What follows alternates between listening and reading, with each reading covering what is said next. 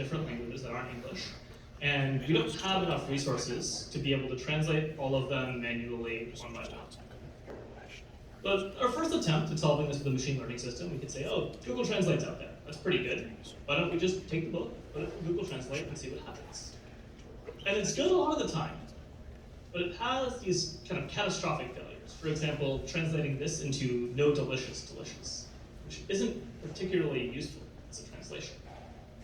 And so if we design a machine learning system like this, what do? We have one version where we treat the machine learning system as something that operates on its own.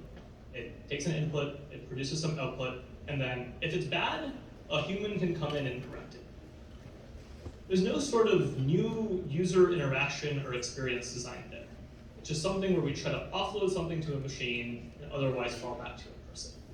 But what we'd really like to do is be able to amplify people. And so the next slide is an example of what a company called Lilt has built. It's an interactive translation system. Here what you can see is that there's a prompt that somebody's trying to translate as part of a poem, and is continually producing new suggestions for what the rest of the words in the translation should be.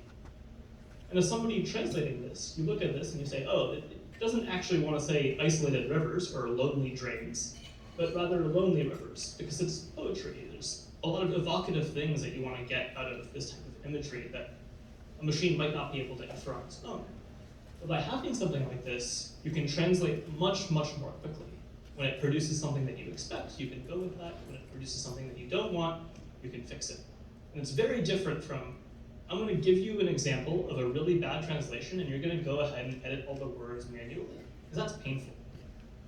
Nobody wants to do that. And so there's two things that happen here when you think about machine learning systems designed this way. The first is that your models can become more and more accurate over time. They can learn your preferences, they can learn what kinds of things that you want to translate. But I think the more important thing is that users can learn new behaviors.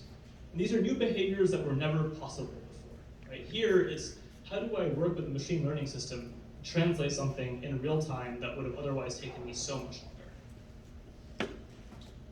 And one of my favorite examples of how this has affected me in certain product interactions that I have right now is this tool called GitHub Copilot. So GitHub Copilot is a tool that was recently released that suggests code completions. And so there's one variant of it where you can say, oh, this is a simple tool. You type in some stuff and it completes the rest of the code, and that's like the first paradigm of input-output mapping. There's also ways to turn that into a new user behavior that are really, really powerful. So for example, how I use this tool now. When I want to write code to do something, I think about the sequence of functions that it would take to execute that, write my headers for those functions, and then GitHub Copilot will automatically compose them for me, and because I've broken it down in some sort of architecturally simple way, suggest how to implement each of them individually. And that's a new software engineering paradigm for me. Right? It's not how I used to code before. And so what I think is really powerful when you think about designing a machine learning system is, you don't want to just design the task as an input-output problem that solves something specific, but you want to design an interactive new user behavior. And so, to me, when you're building a machine learning system, essentially what you're doing is specifying some sort of input-output problem. Right? There's an input to the machine learning model, there's some output of it, and there's some way for the person to provide feedback to. And there's two goals that you have. One is you want to train an accurate model. It's got to work. Right? It's not very useful if it doesn't work.